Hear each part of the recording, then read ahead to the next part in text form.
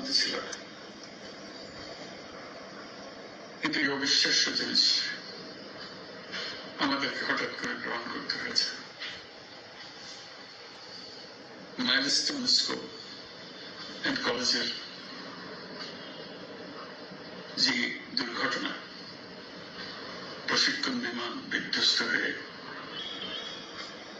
21 শিশুদের উপরে ঝাঁপিয়ে পড়ল, আগুনে পুড়ে মরল। মা বাপদের আমরা কি জবাব দেব? কি বলবো তাদেরকে? আমরা নিজেদেরকে তো জবাব দিতে পারছি না। অজানা শিশুদের মুখ সবার চোখে ভেসে উঠছে। সারা জাতি হতভম্ব, বাকরুদ্ধ। শোকাহত বললে খুব কম বলা হবে। এই দুর্ঘটনার রেশ এখনো কাটেনি, এখনো লাশ আসছে হাসপাতালে, এখনো হাসপাতালে মারা যাচ্ছে। মা বাবা এখনো খোঁজ নিচ্ছে আমার সন্তান কোথায়, তাকে আর কোনোদিন চেনা যাবে কিনা। যাদের লাশ দেখছি তার মধ্যে আমার সন্তান আছে কিনা পৃথক করার তো কোনো উপায় নেই। এরা আমাদের সবারই সন্তান, হঠাৎ করে চিরদিনের জন্য চলে গেল। আমরা অবশ্যই তদন্ত করবো, তদন্ত তারা ফিরে আসবে না। আমরা চিকিৎসার ব্যবস্থা করছি, সবাই ঝাঁপিয়ে পড়েছে, সকল হাসপাতাল, সকল মানুষ ছুটে আসছে।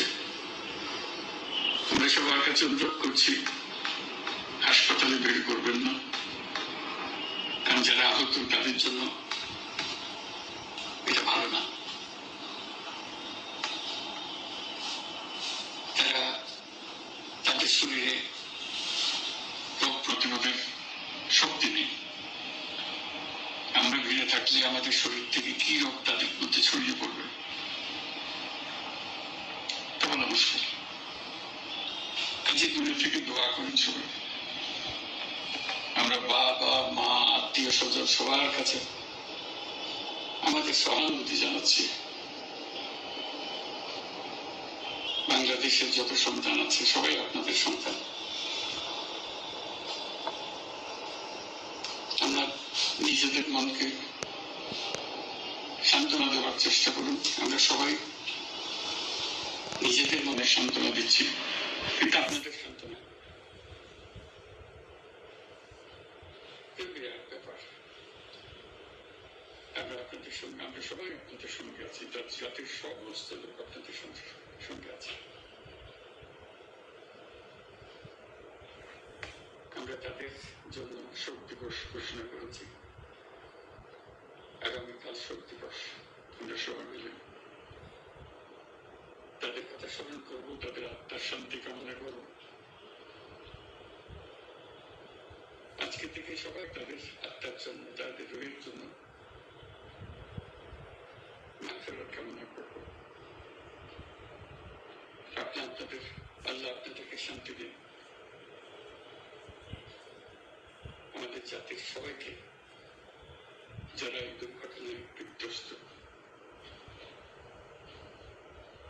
সবাইকে আল্লাহ শান্তি দিন। তাদের জন্য দেশবাসী সবাই আমরা দোয়া করছি। আল্লাহ শিশুদের জান্নাত বাসী করুন।